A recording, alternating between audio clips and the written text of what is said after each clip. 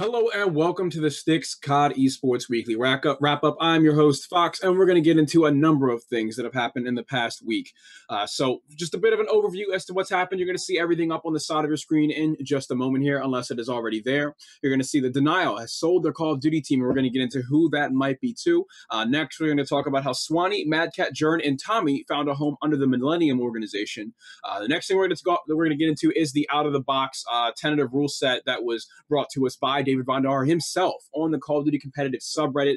Lots of things to talk about there. So we're actually going to be talking about that at the end. My mistake, I'm a little out of order here. But before that, we're actually going to talk about how the groups were announced for the Call of Duty World League Invitational. And we're going to go through Group A, B, C, and D for North America, and the other groups for Australia and Europe and New Zealand and such. So thank you all very much for tuning in. Hope you enjoyed the show. We're going to get right into our first topic here, which is Denial selling their Call of Duty team. So it was recently announced via the Denial Twitter, which was also recently verified, that they have facilitated a mutual agreement for the sale of their Call of Duty team. That being said, they'll be looking for a new team for the Call of Duty World League. So as you would imagine, the team that they would sell to would probably be an organization that might be new to the Call of Duty scene.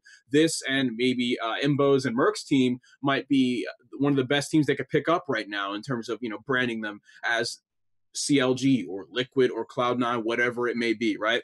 So whoever this organization was saw this opportunity under Denial and felt that it would be their perfect opportunity to enter into the scene. We saw Complexity did the same thing with Nameless Mirror, Parasite, and Ricky. Returning to the scene, they picked up a squad like that needed a new organization to be under. So we could see a new organization come in and pick up Denial's old squad. And we're seeing that Denial is going to continue to pick up, or is going to continue to look for a new team. And this could very likely maybe be Tipsy's team. It could be Denial Tipsy, and they could take their roster. We have no idea what Denial is going to do moving forward, but we do know that is one of their options at the moment. Next thing we're going to get into here is that Swanee, Madcat, Jerd, and Tommy, the God Squad of EU, as a lot of people labeled them over the past several days, joined Millennium. Now, most people were sort of discussing how this could be Optic EU. I think everybody can understand that in the past we've seen Hex himself show interest in returning Swanee to the Optic organization on numerous different occasions, as well as Swanee speaking up for himself, saying how much he would love to be under the Optic organization. And so it was kind of interesting that they joined Millennium, who is very well established in the EU scene, but I would have expected them to take on, to be under Optic if they choose to expand globally, or to be under one of the new organizations that are inevitably going to be coming to the Call of Duty scene. This leaves one other EU team that's going to go to the Call of Duty World League Invitational, and that is Josh's team, I believe, going into the Call of Duty World League, that does still not have an organization underneath them. So that still leaves room for a new organization in Europe or even in North America to pick them up. This also makes the question of what is TCM going to do, as they no longer have Jerd in North America. They still have the team house in North America, and they have nothing in the EU as far as we know. So a lot of different things are going to happen there with that team. Maybe we could see another EU organization come through and buy this Millennium roster. We have no idea, right? But we got a couple more things to talk about here. We're going to take a very brief commercial break before we get into our next two topics here. We're going to talk about the out-of-the-box gameplay, and we're going to talk about that was proposed by David Vondar, and we're going to talk about the groups announced for the CWL Invitational, and we're going to get into our last two topics of the show for today. The first thing we're going to get into is the groups that were announced for the Call of Duty World League Invitational.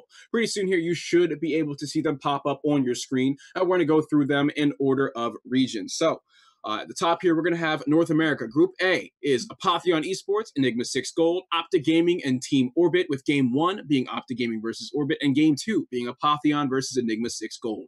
Enigma 6 Gold is the professional roster coming from Enigma 6. As we know, the youth roster is General, TJ Halley, Hook, and Temp.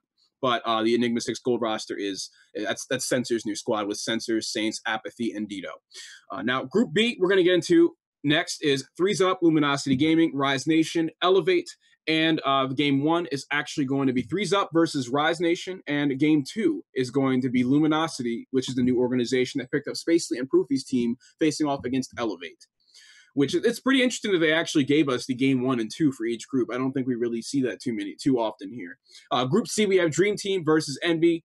Dream Team, Envy, Team Caliber and Methods team, who was just recently sold by Denial, which is what we just spoke about a little bit. And the game 1 is Team Envy versus Methods team. Game 2 is Dream Team versus Team Caliber. Now, Group D is Complexity, FaZe, Merc's team, and Tipsy's team. Game 1 is FaZe versus Tipsy's team, and Game 2 is Complexity versus Merc's team. Now, moving on into the European scene, we have Group A, Epsilon Esports, Giants Gaming, Team Infused, Team Vitality, and Game 1 is Team Infused versus Team Vitality. Game 2 is Epsilon Esports versus Giants Gaming. Group B, we have Fab Games, Millennium, Orbit, and Josh's team. Now, moving on to the final region, Australia, New Zealand, because I can read sometimes. Group A is Avidity, Citadel Gaming, Original, Plantronics Mindfreak. Group B is Plantronics Envy, Sway Gaming, Tainted Minds, and Team Immunity. So those are all the teams that are going to be going to the Call of Duty World League Open invitational qualifier for the Pro League. The top 2 teams in each group will be the ones qualifying through LAN for the Call of Duty World League. They will all play in a best-of-5 series, and it's double elimination this time. So this is different from what we saw at the Totino's 50K for anybody that was watching. It was a single elimination, best of 3, right? Yeah, it was a best of 3 until the finals. So it's going to be a little bit more different. It's going to be a little different here. It's going to be more friendly to a competitive scene, because we all know how fluky best of 3s can be, especially in a single elimination tournament. You know, sometimes things happen. Sometimes teams get a map that isn't so great for them. So it's good to see that we're seeing a best-of-5 double elimination here like we usually have seen. So the next thing we're going to get into today, guys, our final topic for the day, is going to be a discussion that David Vonderhaar himself brought to us, right? So there's a lot of talk around the community right now talking about what rule set and what game modes and maps and everything we're going to be using for the Call of Duty World League, especially with the qualifier happening in about a week, right? December 4th, 5th, and 6th is the date for the qualifier. So a lot of people are still wondering, and they're still in the dark as to what we'll even be playing. So David Vonderhaar actually took light of this, and he brought the discussion to the Call of Duty competitive subreddit, where you can find it reddit.com/r/COD competitive. And he mentioned in the beginning, in the title, actually, this is unofficial. It is a work in progress, and he said it's the rule set for the qualifiers. So he let everyone know ahead of time that this is not it. Like, this is not the final version. And he also said it wasn't approved in his first message. He says this is still not approved or final, but it is getting close. Starting a changelog by striking all previous choices. So I'm not going to read through all this. There's a whole lot of different information. I'm sure you can still find it on the subreddit if you want to go there. But you'll see the most notable things is that the restrictions only have a UAV, care package hater, and the XM53 rocket launcher. So this worries a lot of the competitive community, because there's several things that have been brought up since the game's release that might be deemed overpowered, such as perks. There's no perks on this list at all. And I think that as the competitive community, a lot of us might agree that things like Sixth Sense and things like Vision Pulse and just stuff like that gives you free information, or Rejack, which gives you a second chance, just things like that don't exactly belong in competitive play. And to see that in LMGs and Thermites and the LCAR-9 and stuff like that was also talked about, but the difference is those things were nerfed. The Thermite Grenade was nerfed, the LCAR-9 was nerfed, and all the LMGs were tweaked, right? But we didn't even see the, Sixth Sense was banned, or that Hive was banned, because we saw how negatively it impacted the competitive scene. And still, we're not seeing anything on this list about that. So a lot of people are worried about how those things aren't there. Now, Vonderhaar teased about it on Twitter quite a bit, actually. You can scroll through his timeline and see a lot of different things. Some of it was trolling, some of it was serious, but when you have several 100,000 followers, you can see why that message can be relayed inaccurately to them. So people are upset because Vonderhaar made a statement saying that he would love to see UAVs and rockets in competitive play. Now, that was one of his sarcastic statements. He did not actually mean that, and I think I can speak for Vonderhaar here in the fact that he also had these things banned in competitive play for Black Ops 1 and Black Ops 2. Like, we didn't see any of those things there. It's probably not going to happen again, at least for the most part, right? So I think a lot of people should just look at it a different way, and that the concept of what he's talking about is good. I don't think that he actually means we should play pub rules in competitive play. So, a lot of people are coming at him on Twitter talking about how we want to see uplink over CTF. He's still undecided as to that. That's another thing that stands out in this Reddit post. And he's been actually keeping a very healthy, open dialogue with the competitive scene on this Reddit post. So if you want to go ahead and give it a read, you certainly should. I'm going to go ahead and go through here at the bottom of the list, the maps/modes now. So for Hardpoint, he expects us to play Breach, Combine, or Stronghold. That's a either or kind of thing.